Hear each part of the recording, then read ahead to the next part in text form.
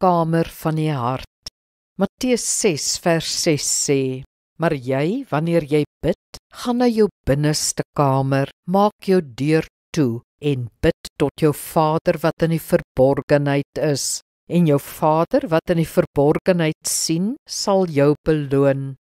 Jesus het gewaarsku teen die vertoon wat die Fariseërs van gebed gemaak het, terwille van eie eer. Hy sê sy disippels moet eerder na die binnekamer gaan en daar gaan bid, waar niemand hulle kan sien of eer nie. Die binnekamer was 'n stoorkamer met 'n deur wat kon sluit. Daar in die binneste kamer, in die stil donkerte, kan mens met God verkeer. Ons behoort steeds 'n vaste plek te hê, 'n fisieke binnekamer waar ons gereeld met God kan ontmoet. Die geestelike vaders het egter gesê dat die binnekamer ook ons eie hart is.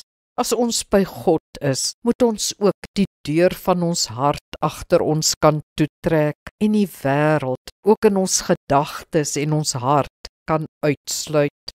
Met die wêreld uitgesluit kan ons hom ontmoet.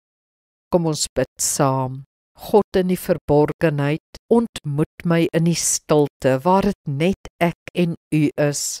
Help my om my malende gedagtes en die geraas en gejaagdheid in my uit te sluit, sodat dit nie ons gesprek verhinder nie.